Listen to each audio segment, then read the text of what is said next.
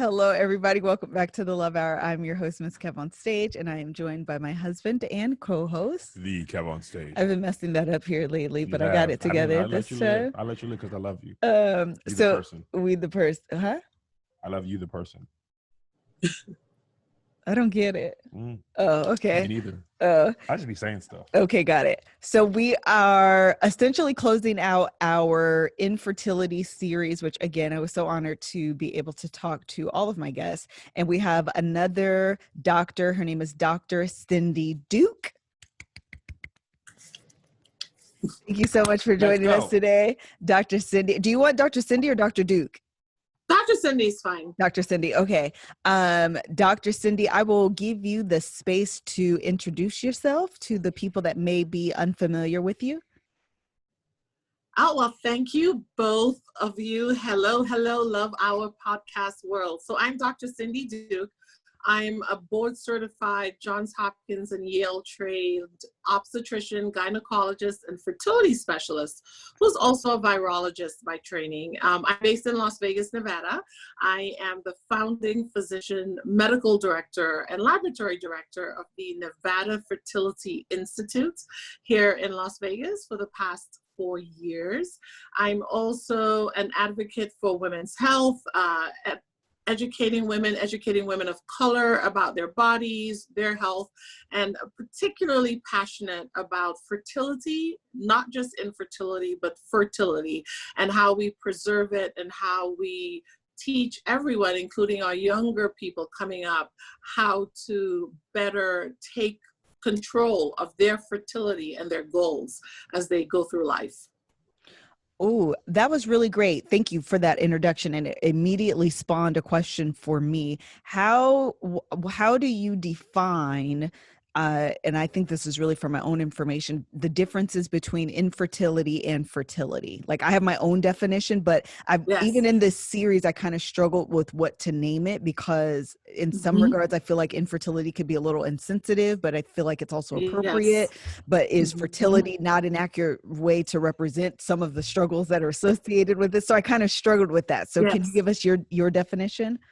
Well, I would define fertility as one's inherent ability to create future progeny or future children. And so fertility refers to periods. If we're talking about a woman or a girl, we're talking about your periods, your ovaries, your uterus, the structures. It refers to the psychology of it. It refers to things as straightforward as the birds and the bees, because it all falls under the umbrella of fertility. Infertility, yes, for some people, the term can really stab like a knife. Triggering, And I think it's because it tends to be associated with a long-standing taboo that suggests it's a failure on the part of the person if they're infertile. And it goes all the way back to biblical times. Infertility is in the Bible. Fertility is all over the Bible. But definitely infertility comes with so much taboo, so much baggage that it's hard for people to hear it and continue listening. That said, it is a medical term. It is a disease. And I think it's important that we explain that it's a disease because many people think infertility is a state of mind where if you just fix your mindset, you're not infertile, but that's not true.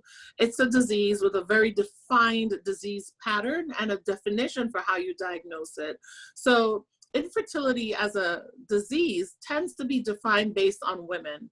And we look at women specifically age 35 as the demarcation point. So if you're under 35 and you're a woman and you've been having unprotected, regular heterosexual intercourse for a year, for 12 months, meaning having relations every other day for a year, around the time of ovulation, and you haven't had at least one positive pregnancy test, that is considered infertility. If you are 35 and older, having unprotected regular intercourse, heterosexual relations for 6 months and haven't had a positive pregnancy test, that again is considered infertility in its most basic terminology. Now, infertility over the years, we now know it has layers to it. So like some people can get pregnant, but they don't stay pregnant. And that's what we call recurrent pregnancy loss or recurrent miscarriage. And we have gotten us so far as we've now defined that, which is if you've had 2 or more losses in your lifetime, so they don't have to be back to back. I was just going to ask that. They don't have to be back to back. If you've had 2 or more losses in your lifetime, that is considered recurrent pregnancy loss. It falls under the broader definition of infertility, but it's a special case that needs to be discussed because for a lot of people struggling with recurrent miscarriage, they actually seek out care way too late because they're like, I'm not infertile. I don't have a problem getting pregnant. But fertility has to do with not just ability to get pregnant, but ability to go on to birth a child. And we then later on break it down into like primary infertility or secondary infertility based on whether you've actually had a child before or not. And so there's a lot to talk about there. And then as we talk about men, because like I said, infertility in its broadest terms is based on the woman, but there is male factor infertility, but we don't actually address it until we know that the woman's tried for a year, if she's under 35 generally, or if she's over 35, she's tried for 6 months. That was actually really great definition. That was a lot. Yeah, it was, but great information. I was literally, I didn't even know that if you had sex every other day for a year, you should get pregnant. I thought it was. If it's unprotected, yeah. Yeah, I guess, I don't know what I thought. I just didn't think it was. Yeah. I don't know what I thought. I just thought it would be, again, I don't know what I thought. Because I'm just like that. When you put it in terms like that, it's, I don't want to say automatic, but it seems more like expected. You know, if you're having regular unprotected, I mean, every other day is a good amount, a lot of sex. 3 times a week. Yeah. Dang, really? It's only 7 days in the week. Oh. I mean, I guess you think, you just think pregnancy is more, getting pregnant is more like lightning in a bottle. And when that definition, it doesn't feel like lightning in a bottle. It feels like if you're doing this and everything's working, then this should happen within a year. Yes. So I'll tell you, Kev, you're right, because I actually have a lot of patients who are shocked when I say, actually, you haven't been infertile for a year.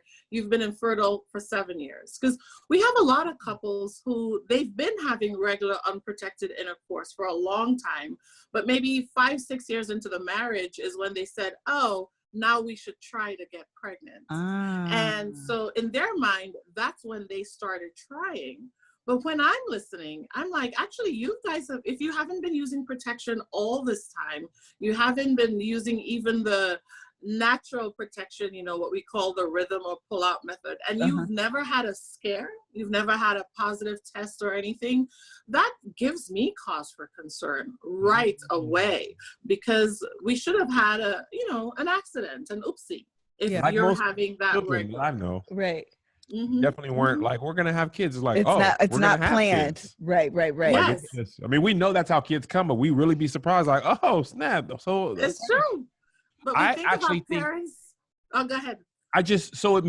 In your thing, it kind of feels like when people decide, that's when they start to track it. That's when they're tracking it. And so I think that's one of the big things that for many patients, as they start talking to their OBGYN, and definitely when they're talking with their fertility specialist, they're shocked when they start realizing, wait a minute, my issue may have been from before, and so, like I'll have a patient and we're talking to a couple and she'll say, well, we've been trying for a year, but I'll turn to the husband. I said, well, how many years have you had regular unprotected intercourse in your sexual lifetime?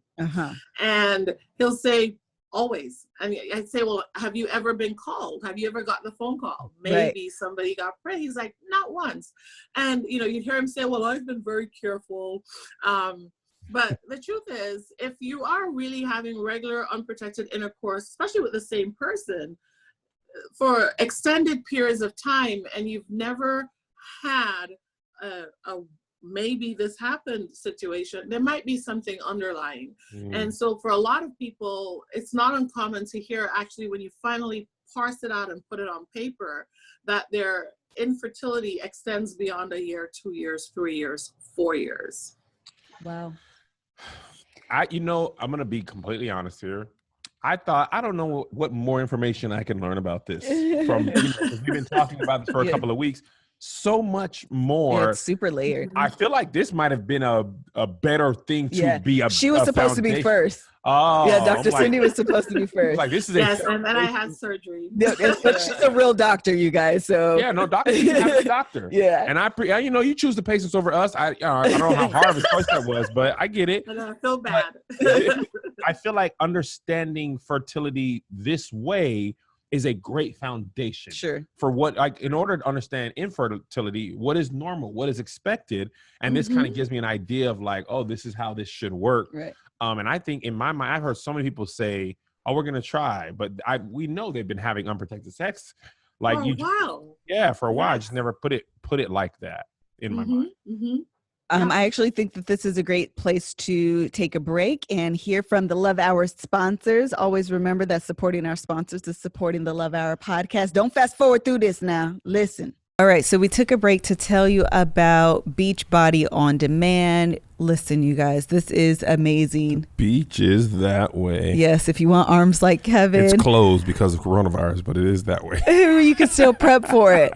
You get access to over 1,300 workouts that you can stream anytime on your phone, on your laptop, any source of anywhere. It's mobile. It's on demand. Everywhere you go. This is the same company behind P90X, Insanity, and 21 Day Fix. And I don't know if you've ever tried Insanity, but Kevin has tried Insanity with Shaun T. Let me just tell you something. They have the Insanity Max 30. Shaun T is the type of person that you are exhausted just in the warm up. Like before the workout, literally, he has you sweating. Yes.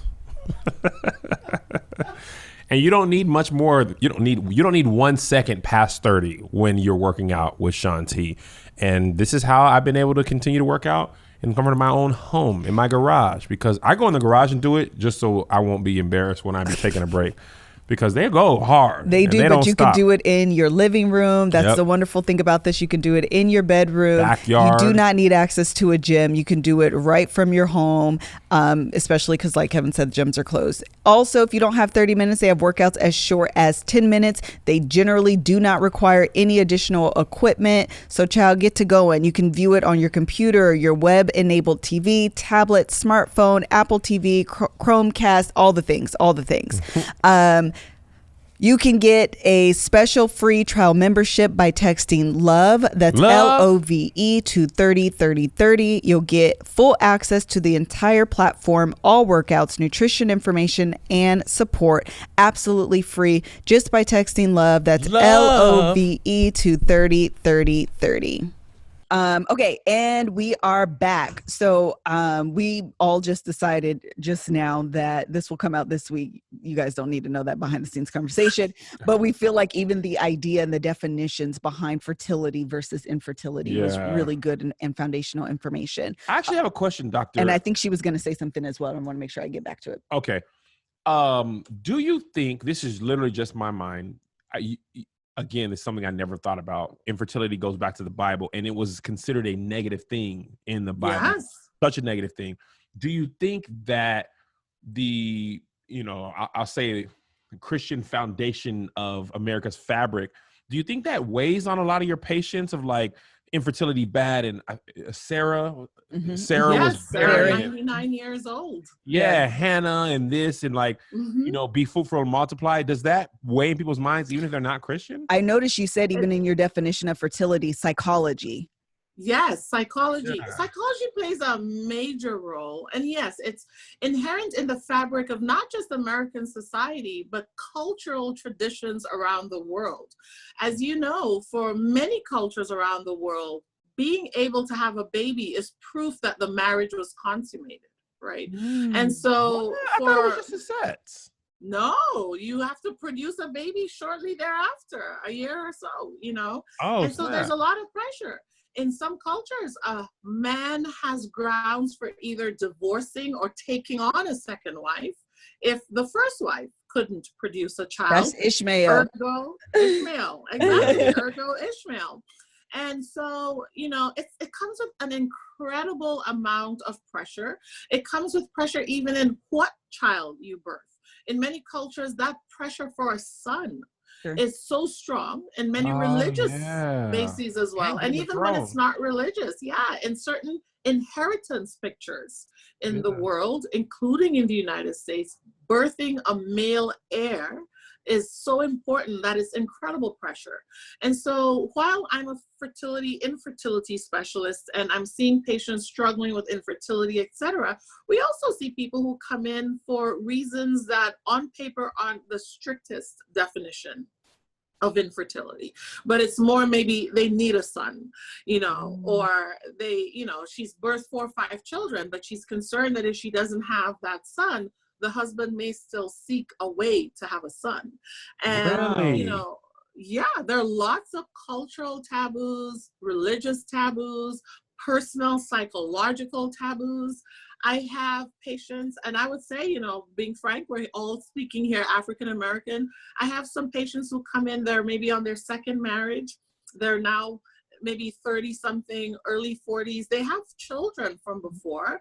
And so this is where we come in with what's called secondary infertility, which is 1 in 16 people, couples, married couples, suffer with secondary infertility, meaning, again, because we define infertility based on a woman primarily, this is a woman who's previously birthed a child, but is now having that 12-month or 6-month definition applied based on her age, because they've been trying and they haven't conceived. Right. And I have women break down because they feel like they're failing their husband. It's not something he's actually said.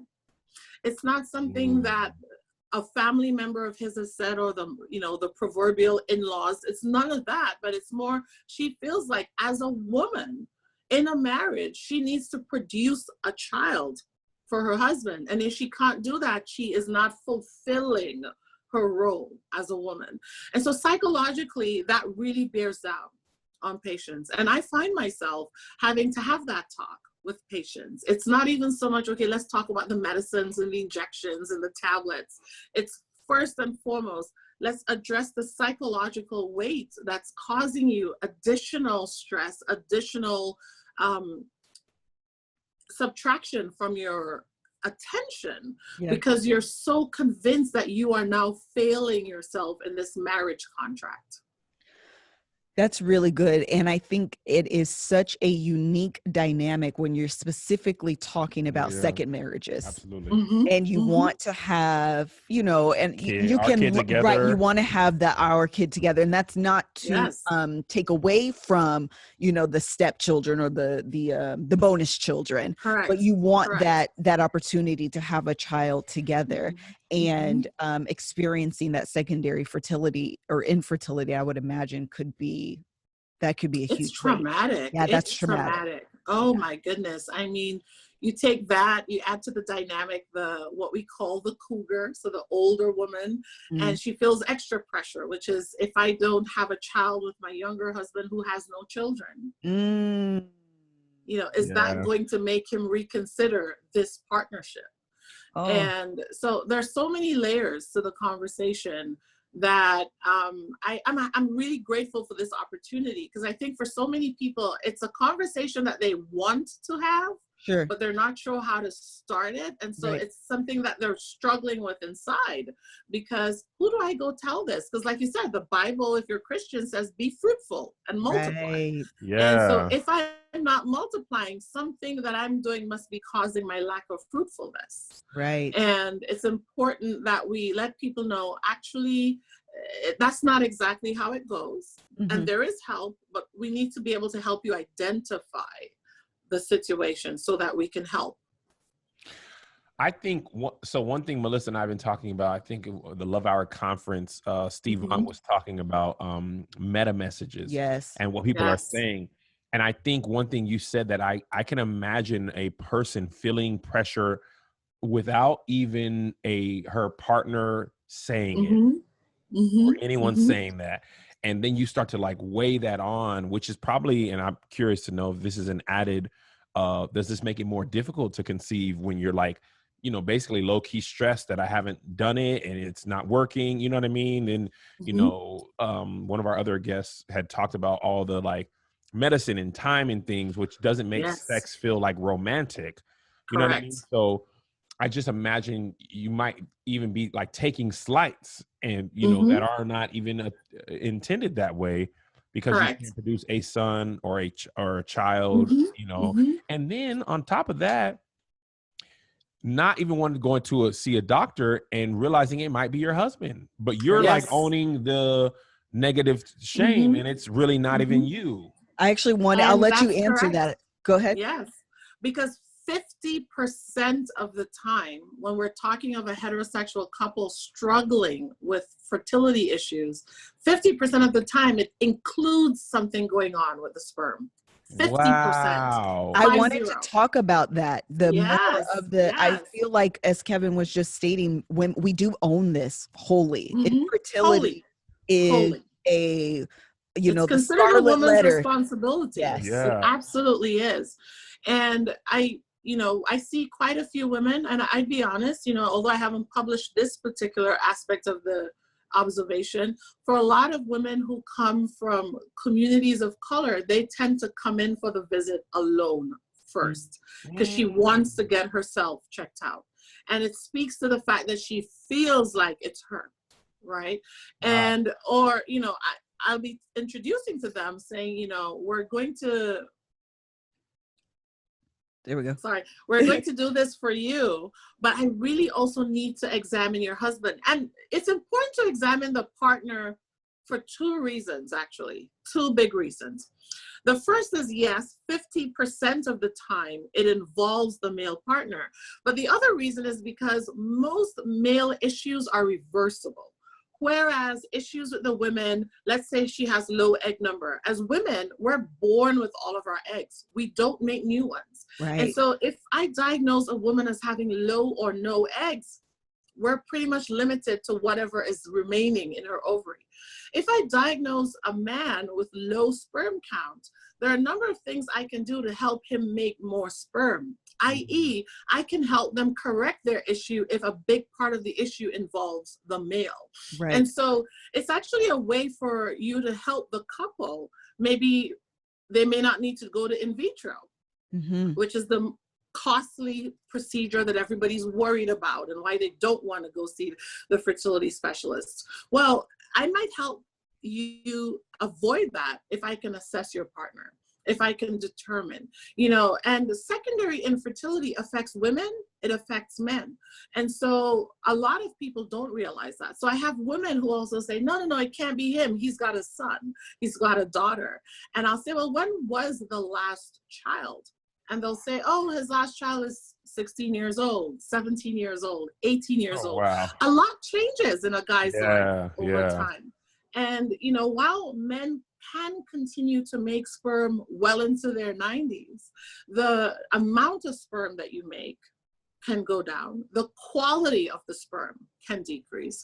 And if you're a guy who's actually on testosterone, I need to let everybody know, testosterone is essentially male birth control. If you're a guy taking testosterone, your sperm counts are going to drop and they may even go to 0 while you're on testosterone. Oh, wow. And so it's important to know that.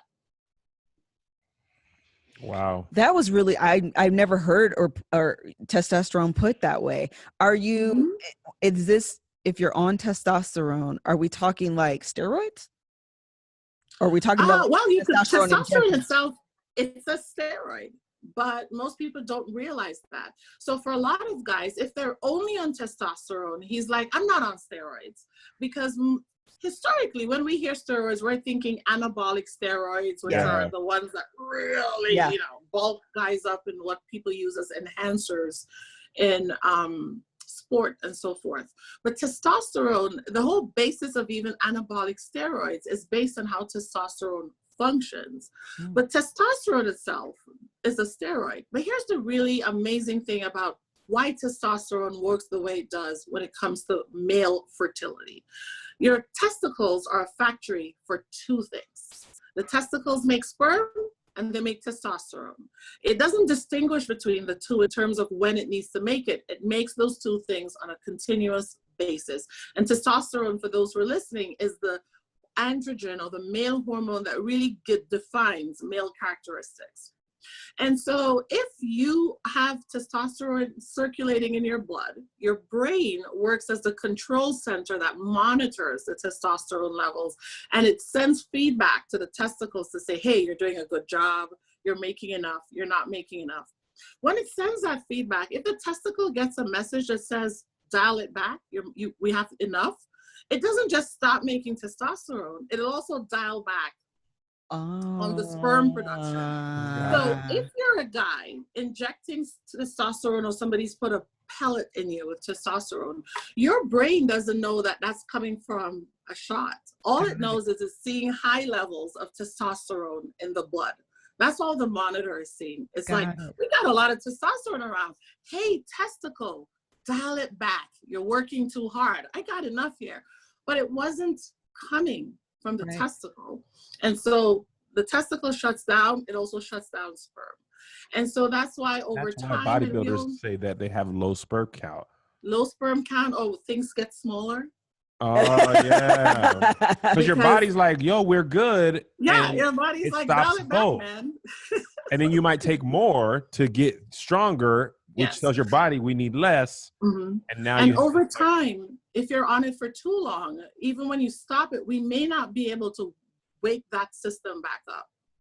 Oh, wow. And so for some guys who were on steroids or testosterone for extended periods of time, it's really hard to wake the system back up. We may even have to give them the hormone that the brain actually makes to talk to the testicle, which is known as follicle stimulating hormone, or FSH, so that we can really wake up that testicle.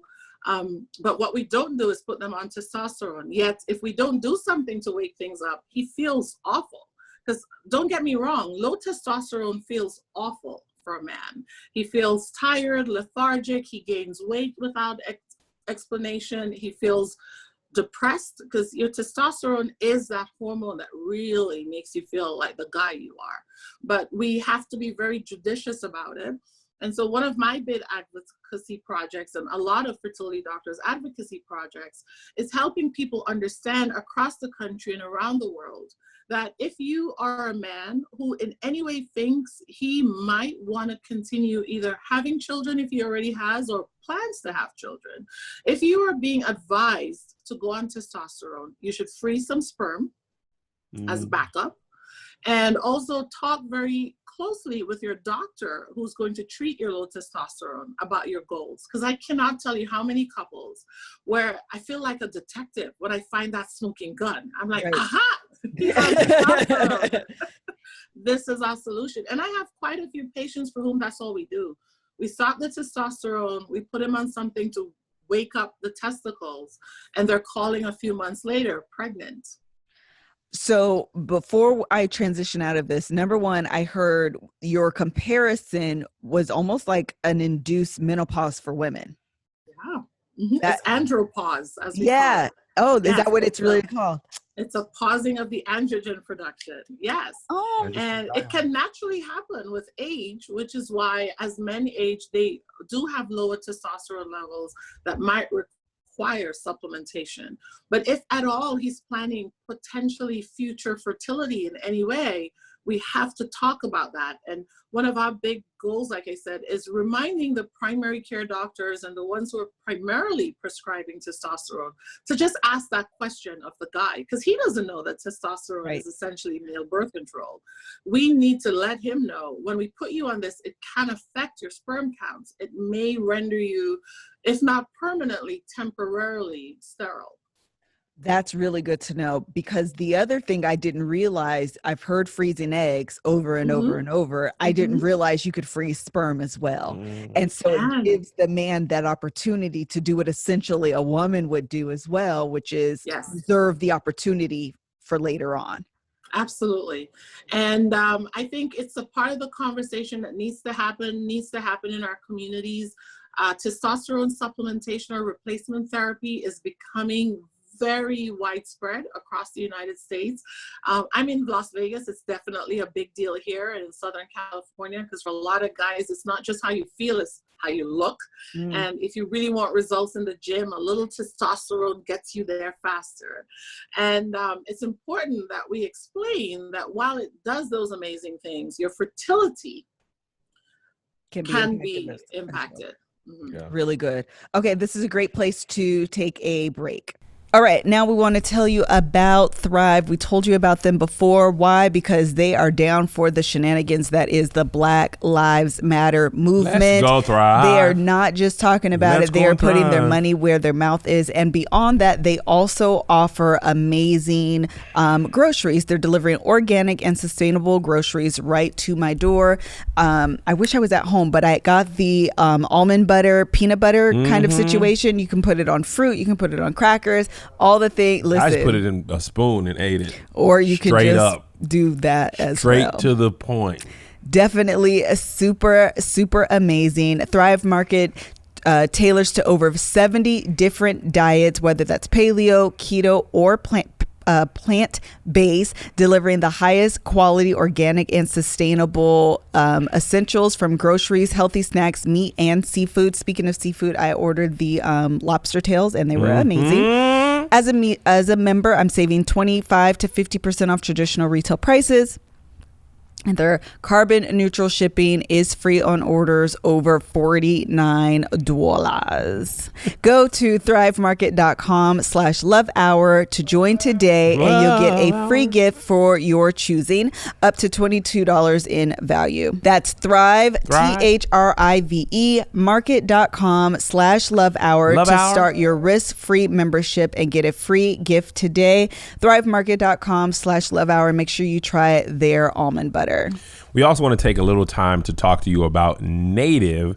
Native is, listen, you want to talk about some deodorant that makes your life very much better, okay? And you know what? Deodorant you can trust. And not just deodorant, they also have their body wash scents. And I don't know about you guys, but lately with everything going on in a coronavirus, I've felt this kick to feel good by smelling good. And so I've been like dousing myself in all of the body washes, all of the perfume, all of the things, all the smell good lotions. Like I'm just using it up because I'm at home doing nothing. And when you smell good, you feel good. And listen, I believe reading labels is key. I do it everything from the food I buy to the beauty products I use. And yes, I use beauty products on my face and skin and the like. Even my deodorant from Native. My Native deodorant doesn't just block odor better, it's made better. Native has ingredients you've heard of like coconut oil, shea butter, tapioca starch. It's also vegan and never tested on the animals.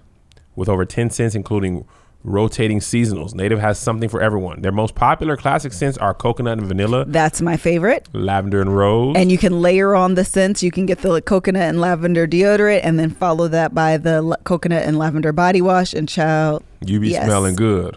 And cucumber mint, citrus herbal, and Melissa's favorite is coconut and vanilla. And I love it. I love how you be smelling all coconutty and vanilla-y. Also, Native is risk-free to try. Every product comes with free shipping within the U.S., plus free 30-day returns and exchanges. See why so many people love Native and check out their over 14,000 5-star reviews. If you don't believe us, for whatever reason, I don't know why you wouldn't, 14,000 people believe us, okay? So 14,002. Do what I did and make the switch to Native today by going to nativedeo.com/lovehour. Love Hour. Or use the promo code LOVEHOUR at checkout and get 20% off your first order. That's nativedeo.com/lovehour. Love Hour. Or use the promo code LOVEHOUR at checkout for 20% off your first order. Okay, and we are back. Thank you so much. Shout out to all of the amazing Love Hour podcast sponsors. One of the things that I think is really interesting is the difference in wording between infertility and sterile. I'm not quite sure why they're not the same, but when you just said it can render a man sterile, I was like, why isn't it called infertile? I don't know that the reasoning behind that. There is some overlapping in the usage. So when someone is infertile, they may have some aspects of sterility, but not necessarily.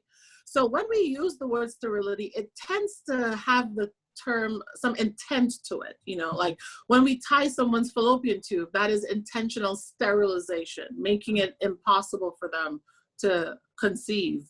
When we use sterility in the sense of a man, similarly, vasectomy is sterilization.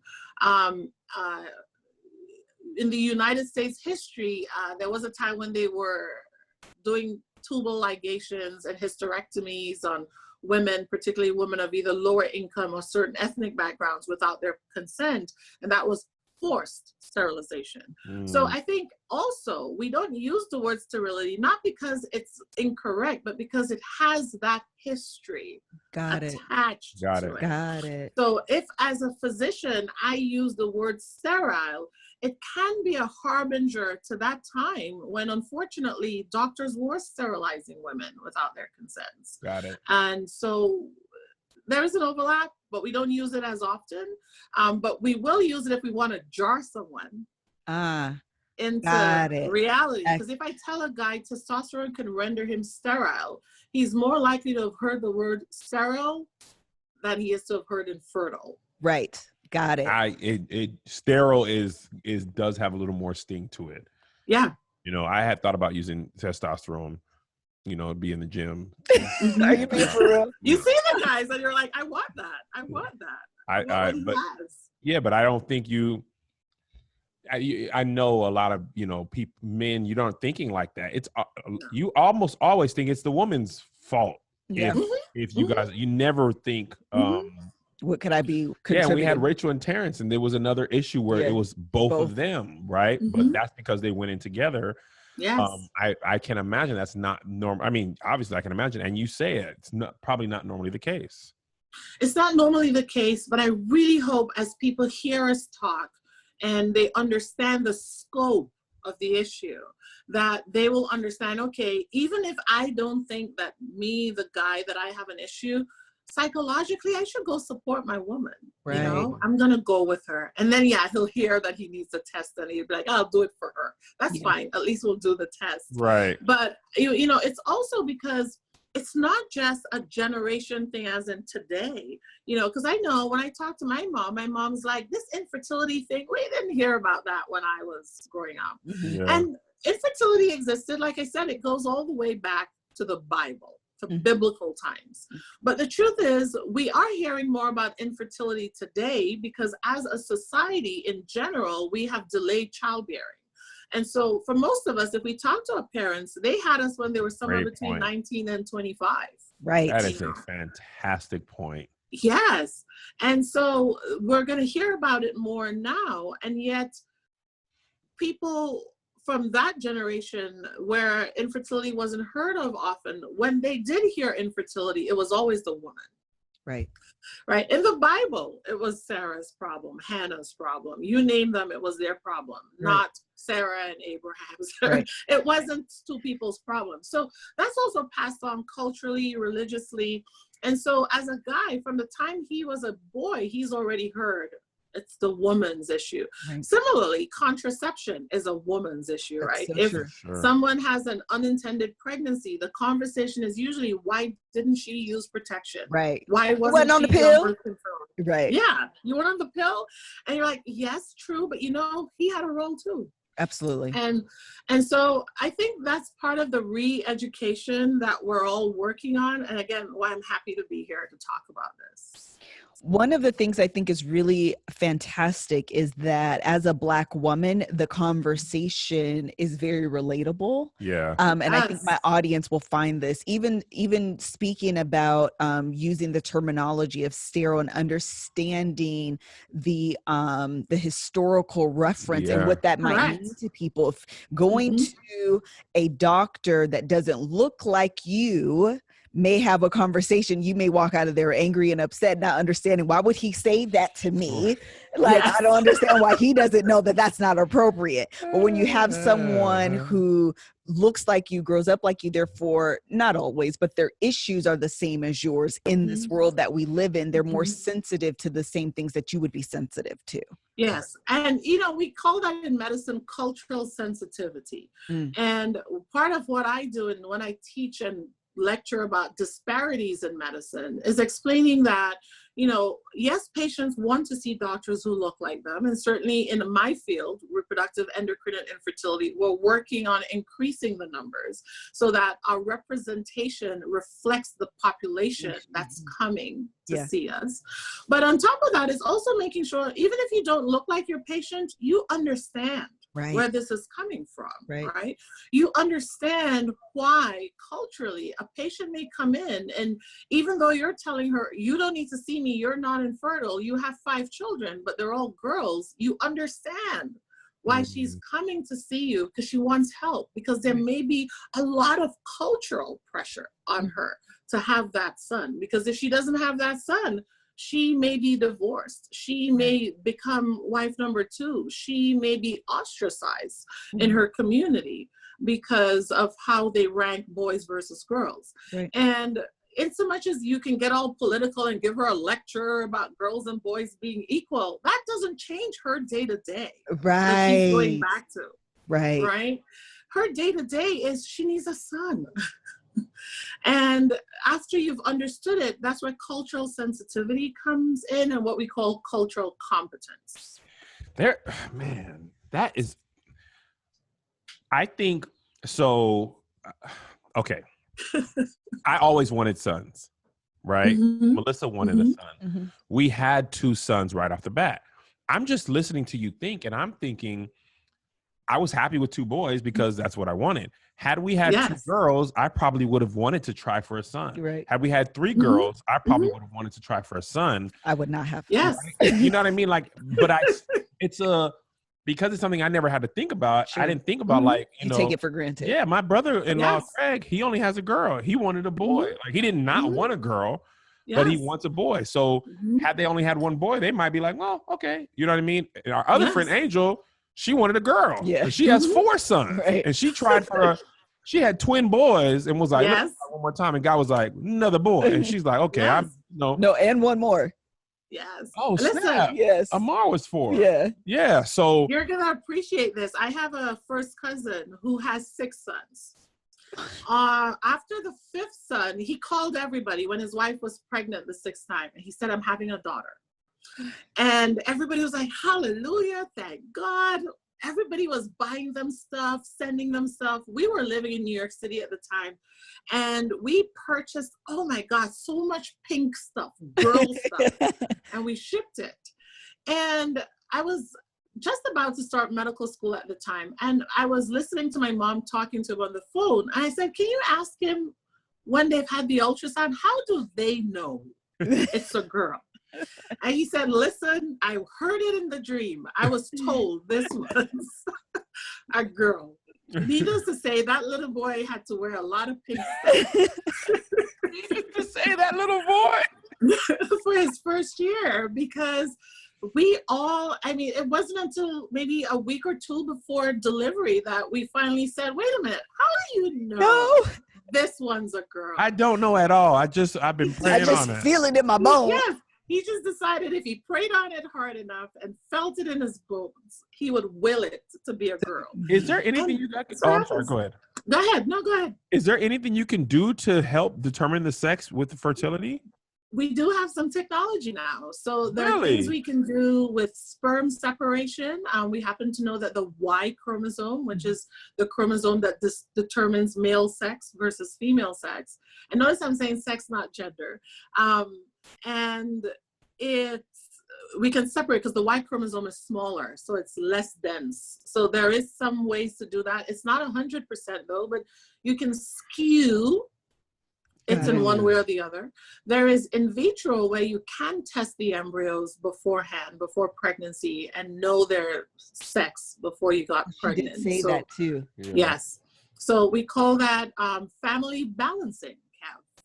And so for people who are looking to balance out the family, you can do in vitro for family balancing.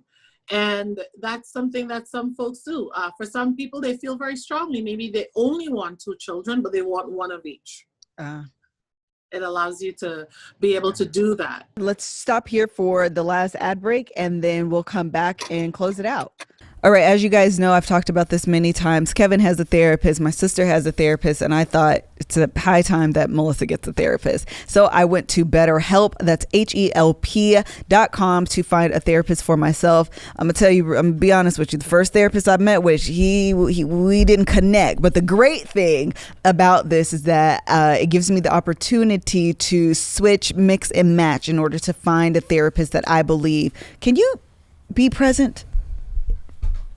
This is why I need a therapist, because when I talk to my husband, he's acting like other things are important, and I need to release this to a person so I can help him get back on track. But truly, the best thing about it is that I don't have to have like that awkwardness. I just say like we did not mesh, and then I get to go through and pick a new person. And also, it's not uncommon. Like, it's nothing wrong with having a therapist that you don't connect with. Right, like, right. Most people have 3 or 4 therapists before they find a good fit. So the therapist knows that. You're like dating therapy wise. So do not feel bad about that. It's expected to make sure you connect with somebody before you continue on your journey. And they're so great. You can talk to your therapist via texting. You could do video conferencing. You could do a combination of both of those things. The service is available worldwide. Yes. You can log in at any time and talk to your counselor. You set up weekly schedules with them. It's actually really, really, everything is going like virtual these days. Which is safer for you and it's more convenient. Absolutely. And in the world we live in right now, you want to have as little contact with actual people as possible. But mental health is really important. So this allows you to do both of those things. I do my therapy in the garage. You do? Mm-hmm. Yes. And Melissa for can't the privacy. hear what I say. The boys can't hear what I say. And it's not like against them. It's just like you want to feel like you're, private. So what you're going to do, I know mental health, right now in the day and age that we're in, it is important to take care of your mental health. You should take care of your mental health. Go to BetterHelp. That's HELP.com/lovehour. That's BetterHelp, HELP, and join the over 1 million people taking charge of their mental health with the help of an experienced professional. In fact, so many people have been using BetterHelp that they are recruiting additional counselors in 50 states. Special offer for Love Hour listeners to get 10% off your first month at BetterHelp. That's HELP.com/lovehour. Love Hour. All right, let's get back to the show with Dr. Cindy. All right, so we are back. I think we covered everything pretty much on my list of questions, just a normal conversation. I think this was really fantastic. I kind of wanted to end, and I'll let you just kind of talk about unexplained infertility, like what that is, what that means, and then fertility myths. And I feel like maybe those two things will maybe intertwine with one another. There are a lot of myths. Unexplained infertility is just what it says. It's unexplained. It means we've done the evaluation of the partners in the couple. We've looked at the eggs, we've looked at the sperm, we've looked at the womb, we've looked at the place in the body where sperm and egg are supposed to meet, fallopian tubes, we've looked at hormones, thyroid, etc. Because the truth is, fertility, meaning your ability to, say, ovulate, release an egg, your ability to make sperm, as I've alluded to already, is regulated by hormonal messages that the brain monitors and sends. And so your brain, this is where my nerdy side comes in, but hormones are your body's chemical messengers. And so it's what tells your body to do everything that you feel on a day-to-day basis, whether you're happy, whether you're sad, whether you're going to be Girl, tall, I need to regulate them hormones on a more regular basis. Yes. Brain, tell my body to be happy in 2020. It's true. It's your hormones that tells you get out of bed in the morning, your thyroid gland. This is a major hormone that I ain't been tripping since the beginning of the pandemic. It's been like, bro, don't get out of bed. You ain't got nothing matters. When is the ice cream? How early is it to eat ice cream? Never too early. It's already 5 in London.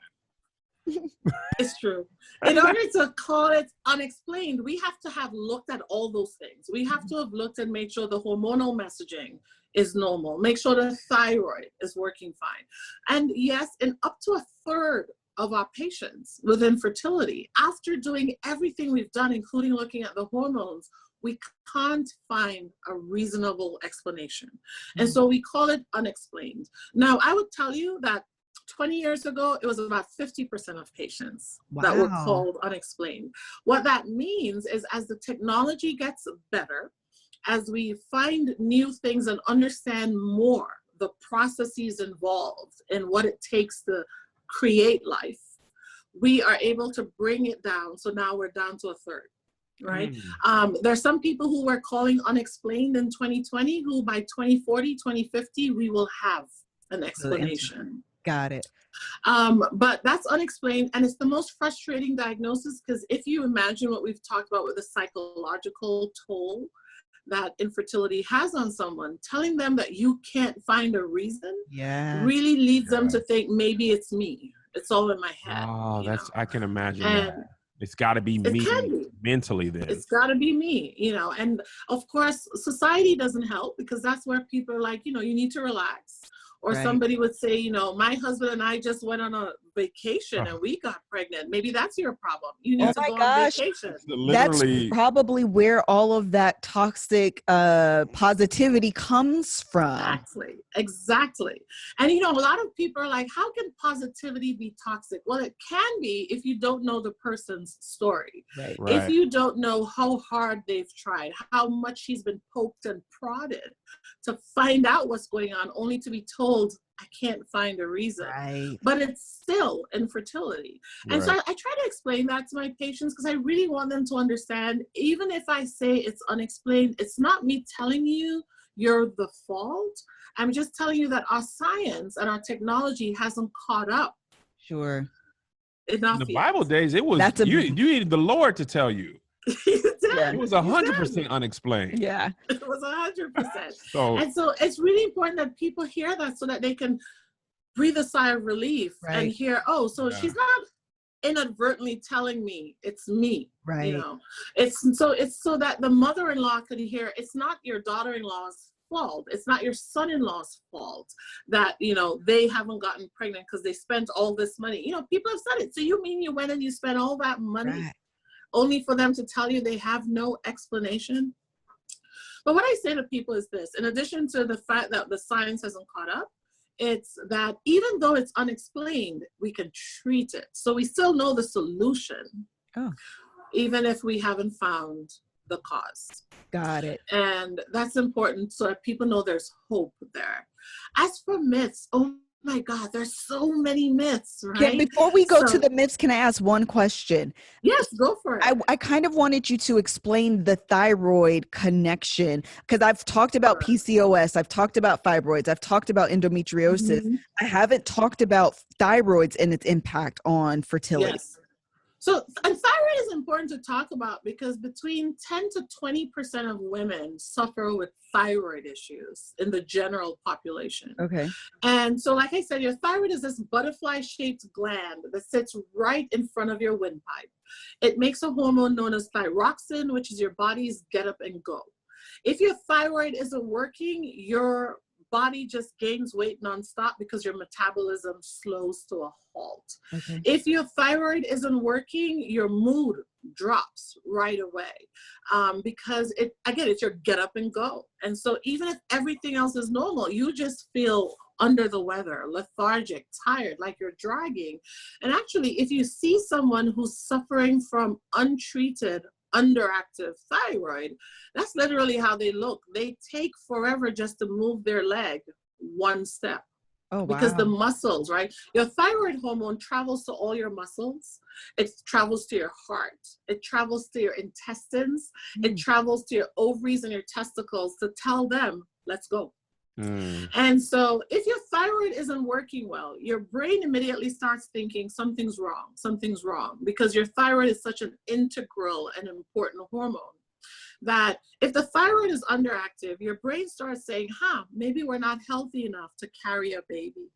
And so your ovulation, if you're a woman, tends to decrease, because your body's like, I gotta fix this before I take on another task here. Because the body's ability to carry a baby, a woman's body undergoes a lot of changes. All the changes.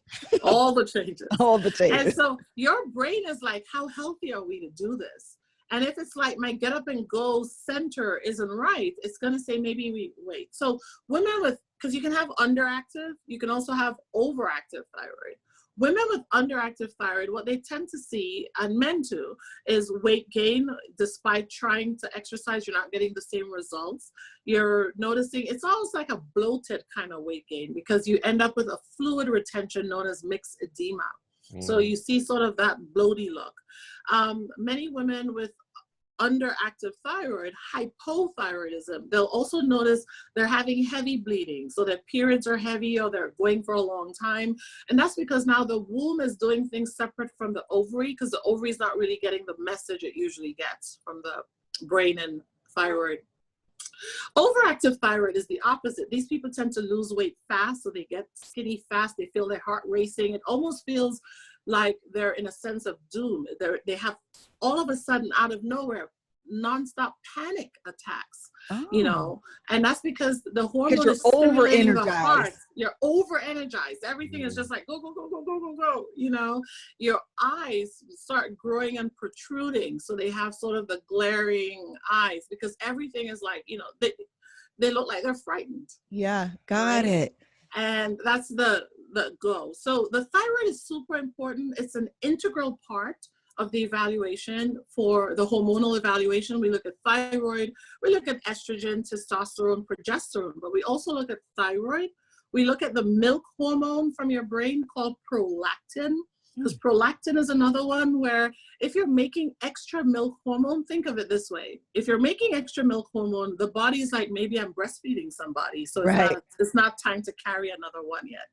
And so we test that, because we'll need to fix it so that the body knows, hey, it's okay to carry another one. She's not otherwise occupied here, you know. And that's what I said. The chemistry of our body is really amazing. This design, this system, you're like, whoa, it's really that sensitive? It is. It really is. And so it's important that we check all those. I've met patients like that too, by the way, who they had a basic workup, but nobody looks at the hormones. And if you don't correct that, she either won't get pregnant or she'll miscarry, because the body's like, we're not in a good place here. It's your body's way of like self-regulating. It's self-regulating. It could be really protecting you for something dangerous, but you don't need the protection. So it actually ends up doing kind of the opposite, but it really is your body's way of saying, girl, now is not the time, because you got a lot going on. So let's just, how about no? And you're like, remember, you ain't got a lot going on. It's cool. It's cool. Right. Like, girl, stop it. And that's the thing, right? Because ultimately your brain's purpose is to keep itself alive, the organism. It's like you said, self-preservation. And so it's going to try to do that. If you have diabetes, but it's not well controlled, as it's trying to fix the hormonal issue of diabetes, it's trying to get the thyroid to help it. And so the thyroid can go out of sync, out of whack when that's happening. And so it's important that people understand all that. And we didn't even talk about the things like fibroids and endometriosis and other things that can go on too. But those are all things that play a role, and all things that can lead to some myths, but also lead to you not falling through on a myth. So, you know, one myth that I think a lot of people have assumed is that we're born with, we keep making eggs. It's a very common myth that, so, you know, and I just learned this Saturday that this is a myth. Yes, it's a myth. And yet, especially in a lot of communities, the way we convince ourselves of this myth is we think of the one person we've ever heard of who had a child later on in life. Halle Berry. It's so true. It only takes one person. You'd be like, oh, she can do it. I can do it. Yes. Yeah. And in communities of color, especially where we don't generally look our age for a long time, many of us can end up tricking ourselves into thinking, if I can still look this young, my ovaries must also look this young. But that's not true. From the moment a baby girl is born, her egg number starts declining. So to put it in perspective, your eggs form around 20 weeks in the belly, that 5-month mark of pregnancy. A little girl's eggs have formed. About 4 million eggs form. By the time she's born, that number drops to somewhere between 1 and 2 million at birth. That's great. By puberty, and mind you, when our moms were growing up, our moms were going into puberty 13, 14, 15, 16. Now we're going into puberty age 8, 9, 10. Wow. By puberty, they're down to about 400,000 eggs. And the numbers keep falling such that by the time she's 40 years old, she's left with only 3% of the eggs she was born with. Wow. Now, also, so take into account puberty earlier, but then waiting till later to have kids, you have that many much smaller pool to work with. Less pool of viable eggs. Mm-hmm. And if you think of your eggs and the system that's selecting your eggs as going for the best first, it's going to use up your best ones early, right? And so as you get later on in age or in the egg pool, the quality of the eggs is also changing. And so that's part of why we're encouraging people to consider freezing your eggs when you're younger, even if you're not sure you're going to need to use them. And it's because we don't have a way of turning back the clock.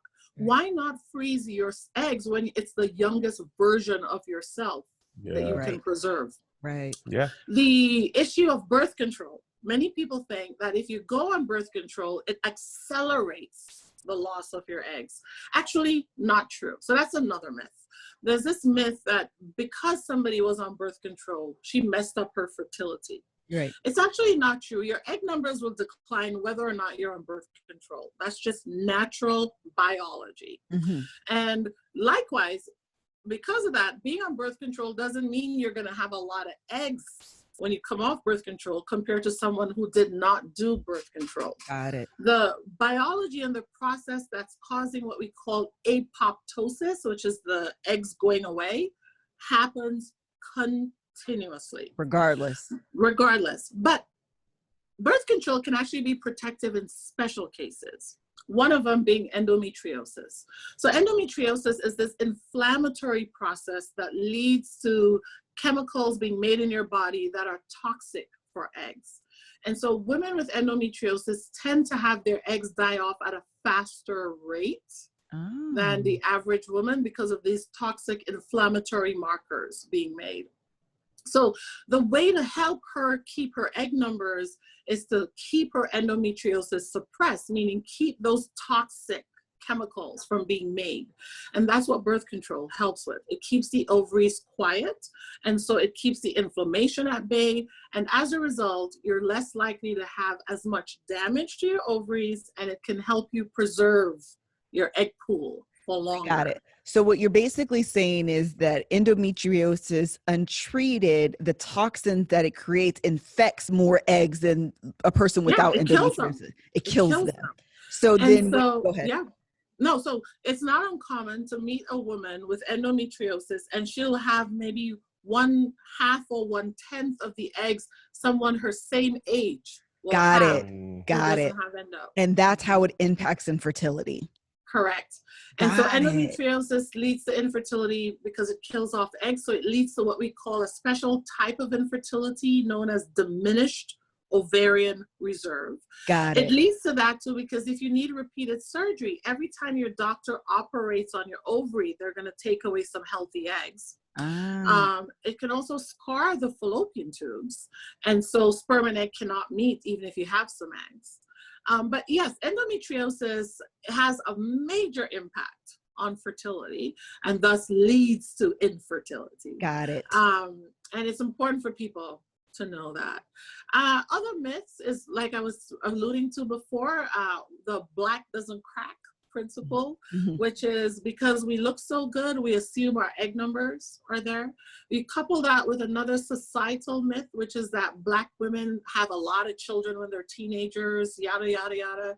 But the truth is, when you actually look at the numbers, Black women are the highest educated group of women. And now yes, and now the group of women least likely to have had their first baby by 35, least likely to have been married by age 40. So we're actually the group more likely to be suffering with infertility by the time we get married. Right. And so one of the things that's important to start letting Black women know, and I'm saying it here, I'm talking to churches, etc., is because we've got to, when we're telling our sisters, oh, the right one's going to come, he's going to come, wait, Also say, girl, did you freeze those eggs? Yes. Because you want to have some eggs for when he comes. You know, when we finally meet Mr. Right, I want you to have those eggs. Right. And I think it's important that we put those two together.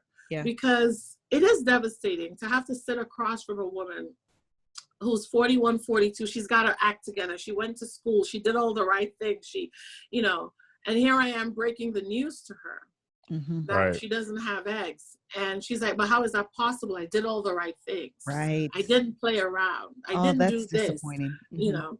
But I also, it's not a myth, but it's a taboo as it comes to fertility. I'm also about letting people know we don't have to make our young people feel guilty if they have a baby young. Yes. Right? Fertility is such that in a lot of cultures, it's applauded. In our culture, we tell our young girls very scary things about fertility. Right. And then suddenly when she hits 40, we say to her, where's the baby? Yes. You know, and they go together. You can't just scare her away from life, intimacy, relationships, but suddenly at 40, ask her, why didn't you do all those things? Amen. And we need a balance. We need a balance. At least that's my view. I'm not going to disagree with you, Dr. Cindy. Me neither. Okay, so two things I want to say. First thing I want to say is that the episode, I'm going to call this like infertility education or fertility education part 1 and part 2.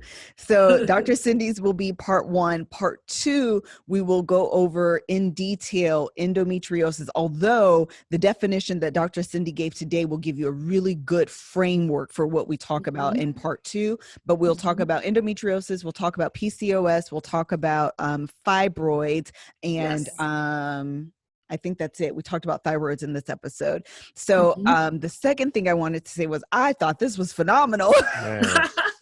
This is such good Thank information. you. I enjoyed it. Yes. Such good information that is just not taught. Yeah. Not common knowledge at all. I'm good, closing on 40 years old. Never even thought about most of this stuff. Because, if it's not a thing you deal with, you don't have to do much research. But I'm realizing how we can help even in how we frame conversations, about that, that are not related to us, just in how we talk about sex and children and things like that. Like not making women feel bad for having kids when they're young, you know? Like, no, I honestly think we need to break that stigma. We need to explain if it happens, this is what we do, and let's talk about it. But you don't have to make people feel guilty. Right. Likewise, excuse me, if you've got your goal-getter daughter, she's going to school, she's going to college, she's going to graduate school, it's okay to introduce the conversation about egg freezing to her. I have talked about the fact that I see people, particularly from certain cultures, coming to my clinic and they're gifting their daughters egg freezing cycle as college graduation. Wow. They're gifting their daughters an egg freeze cycle at their PhD thesis defense. And I feel like that's a place we need to get to. Come on, girl, go and get you. Save your eggs so you can focus on what you want to do. But you get how to baby. Yes. And so I think it's just the conversation needs to start. I'm not saying you have to do it, but I think, I have so many friends of mine who are shocked when they hear the statistics about the egg numbers and the decline. Yeah. And when they hear what the actual cost is for an egg freezing cycle, and you hear them say, that was my one fancy vacation that one year I could have foregone. I have friends who do 2-3 fancy vacations per year. Outside of Corona, we're 2-3 fancy vakes. Well, I would like to know, can you give us, first of all, does insurance normally cover this? And obviously, what's the range? And maybe if you know, like a national range. So more and more insurances are covering it, and they're covering it in part because we've now worked so hard so that people know infertility is a disease. Yes. And that it actually costs more to treat infertility than to preserve fertility. And when it comes to talking to insurance companies, etc., that's an important way to talk to them, right? Because they're really looking at the numbers. Yeah. So the way you talk to a numbers person is say, hey, I know you're concerned about the costs of the treatment for the disease. How about if I tell you that if you just did a little bit more prevention, you'll spend less treating? Right. And that's how we have it. So a lot more employers in the United States actually cover fertility treatments and infertility treatments, including egg freezing. The first ones to really publicize it were the Googles, the Facebooks, Sure. because they realized that they were hiring a lot of young tech savvy women who tended to either date later, marry later, have children later. Right. And one way to recruit them is the benefit package by saying, we'll cover this cost for you. But now it's extended to companies like Uber, Lyft, Delta, Starbucks, Wow. Amazon, lot. So at this point, across the United Those are States, top tier we have companies, but wow. top tier companies, but they're hiring a lot. But they've also now, because they've been involved, they've partnered with what we call fertility extenders, who are now offering this service to, do you know, if you work for the Dollar Tree, they provide fertility benefits? Oh, wow. They do, because they're part of that consortium. Got it. And so it's a pretty interesting piece of McDonald's. If you're a manager at McDonald's, they cover in vitro for $25,000 worth. You know, but the key to insurance coverage is you have to ask for it. And that's something I like to tell patients, because again, no company is going to willingly tell you we cover all these things. Sure, sure. And so you have to go to your HR person, human resources, and say, do we have a plan that has fertility benefits? Because what you may find is it may be a difference of a $10 to $50 deduction from your paycheck, but it's still cheaper than paying $12,000 out of pocket. Right, Yeah. right. And so, you know, if it's something that's important to you, when open enrollment comes around, it's important to ask them, yes, about emergency room, labor and delivery, all the other costs. But if fertility or infertility is important to you, you should also ask them, is there a plan that covers this? Because you may find that for the 1 year, you want to upgrade. Right. So That's the other great thing. Yeah. It's not permanent. It's not always. It's not You do it permanent. for the year. Yes, Yeah. you may say, you know, I want to upgrade for next year because that's the year I'm going to do this. Right. But in terms of costs, egg freezing across the United States ranges from somewhere between $5,000 and $8,000 That's on not average. bad. It's not bad. And that's why I say, you know, if you planned and saved, you could, you know, let's say you're 27 and you're like, I want to do this at 30. You can start planning. Yeah. There are also fertility financing companies available. So if you wanted to finance eggs on layaway, literally. I've seen people who come in and grandma paid for it or grandpa, because to them it was really important that you want that grandbaby so bad. How about you chip in or shut up about it? Exactly. They gonna be the ones putting pressure on you. They usually. Yeah. And so that's how you come back to them. You say, well, grandma, here's what I know it's important to you. Yeah. Here's what I want to propose. Girl, here's the dollar amount. You got your checkbook out or nah? Yeah. I mean, Then grandma gonna be like, all right, now what you doing with my eggs? They do, because they do follow up. They're like, it's been 2 years. They do. Are we gonna use the eggs? It's true. And so I think it's a conversation that needs to happen. We need to take the taboo off of it so that there's not that guilt. I think, you know, there are a lot of celebrities who've done wonders in the field, and I'm grateful, you know, from Michelle Obama sharing that she had her beautiful, brilliant girls via IVF. Yes. Because a lot of people, in vitro is only 42 years old. Yes, Sasha and Malia are both in vitro babies. Oh, you gotta read Becoming, child. That's good. Yes. She talks about her miscarriages. She was really open about it. And I appreciated that, because for a lot of people, particularly in communities of color, they have felt strongly that that's not something we talk about. Right. Yeah. Right. And again, if you go back to slavery, where there was forced birth, etc., the last thing we want is people to tell us when to have kids or when not to have kids. Right. You had your say. Yeah. Right? You've had your say. And so it's important that we let people know the conversation. I love that Michelle Obama did it. Tyra Banks shared hers. Gabrielle Union shared her story. You know, so many people are sharing, and it's important because the more people talk, you know, John Legend and Chrissy Teigen talked about in vitro and even selecting the male, female, you know, balancing their family. I think that's important to start the conversation. Yeah. Really good.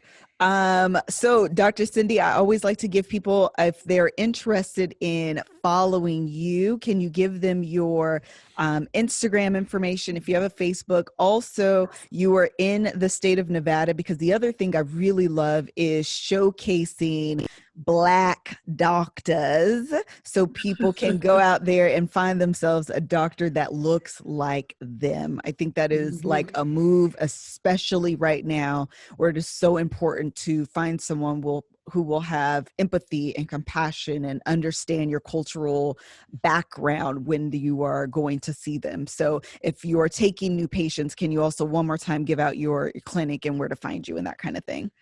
Absolutely. So I'm across all social media platforms at Dr. Cindy M. Duke, DRC as in Charlie, INDY, M as in Mary, DUKE. Dr. Cindy M. Duke. You find me on Instagram, Twitter, Facebook, LinkedIn, TikTok. All the platforms. All the platforms. You be TikToking? I'm on TikTok. I go to watch other people. In addition, you can find my clinic if you're in the United States at Nevada Fertility Institute or fertilitynevada.com. I have the Dr. Cindy Duke page where you can also find the link to my clinic. I also have an international virtual clinic for people who want to see me via telemedicine. And that extends to people in the Caribbean and other parts of the world. And we can arrange for you to see me via video, see me, get your labs ordered, get tests brought to you where you are. Nice. And so lots of different ways, but I'm also more than happy to refer to other doctors in the state that you live. And so while, yes, I'm based in Las Vegas and people come to me from Chicago, Connecticut, all over the United States, if you're not someone who's so inclined to come to beautiful Las Vegas, then I will tell you who I know. And I feel confident that at this point, I know people in all 50 states. Wow. So I can refer people who I trust, people who I would go to if I were the patient. And that is certainly the bar I hold for myself and people I refer to is, would I go there? Or would I send my mom there? And I think that's an important bar to have. But yeah, and there you can see my blogs, my posts, etc. Love, love, love that. Thank you so much. I think this has been such an interesting conversation that I think people will find a lot of value in. And I know I certainly learned a lot. We covered a lot of topics in, an hour and 20 minutes or so. So thank you so very much for joining us. Don't forget that next week, make sure you guys listen to the end, because I know they're going to be comments. You didn't talk about this. You didn't talk about this. You didn't talk about this. Hold it, girl. Hold it. Okay. Because next week we have Dr. Anu Katharese on, and we will go over endometriosis, we will go over fibroids, and we will go over PCOS and like a few other things, but I know those are like the big rocks people always want to talk about. Even I think we briefly touch on like secondary infertility as well as we did today. So thank you guys so much for joining us today for another episode of the Love Hour. I hope to see you again next week. Until next time, bye. Bye.